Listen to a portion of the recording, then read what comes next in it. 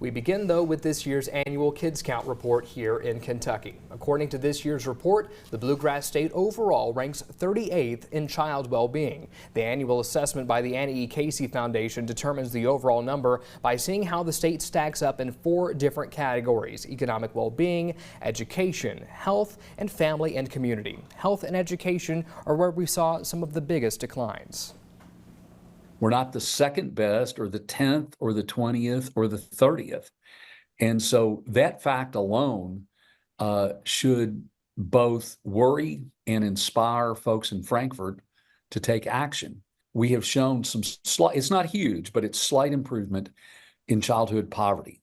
What history shows us is that one data point is a canary in the coal mine. Where that point is, other measures will follow. So in 2023, Kentucky ranked 40th. In 2022, we ranked 37th. Representative Moser, I'm going to start the discussion with you. As both of you all are members of the Health Services Committee and many other committees, I might add, particularly as health members, though, what stands out to you in this report? Yeah, I took a look at the kids count data, and of course, we saw that we moved from 40th to 37th, and especially in the health metrics, those were what interested me. I am a former neonatal intensive care nurse, and so the low birth weight metric was particularly interesting to me. We have health problems in Kentucky that contribute to all of that. And I think that the numbers that we're seeing, I think there was a drop from 9.1% to 8.9% in low birth weight. So a slight decrease, which is moving in the right direction, but we really need to get a handle on those health problems that we have that are causing this in the first place.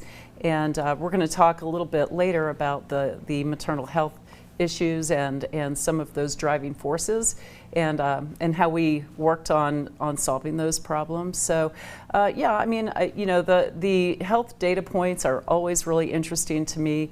I love that the kids count data is an annual kind of accounting of how we're doing and really looking at what we need to do.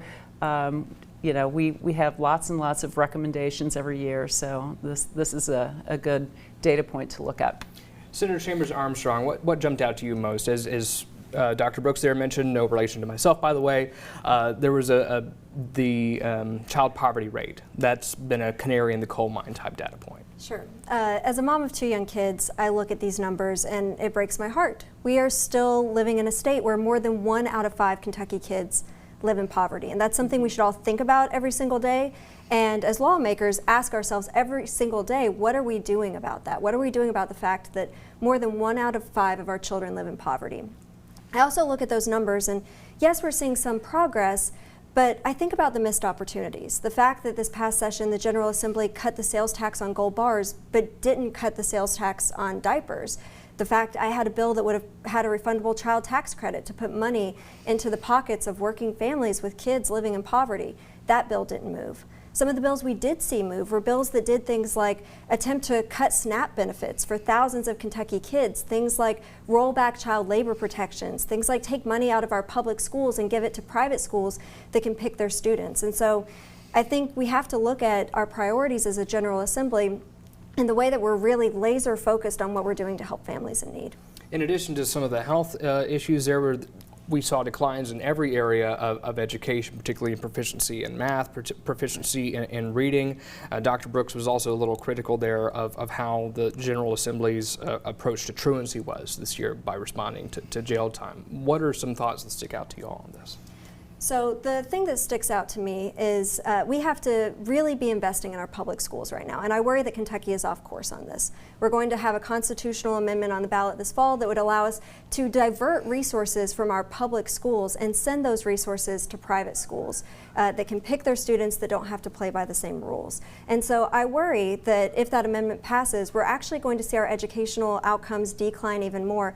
I think it's a really important issue. I hope voters are paying attention to it. Well, and I would just say that, the states who have school choice, which is what you're talking about, have not shown those drops in educational attainment. So, I think that giving parents an option about where to send their kids to school, how to educate their children is important to our families. And so, you know, there is a balancing act. We've invested more in education than ever, and I don't anticipate that changing. I think that, you know, we'll continue to fund public schools, and we will at the same time find a way, possibly, and you know, I think people need to understand that this constitutional amendment doesn't actually, it doesn't impose any sort of change in school policy. All it does is allows the legislature to have a voice. And yeah. I agree every 20 more dollar we seconds. invest in our public schools is Right. important and is good.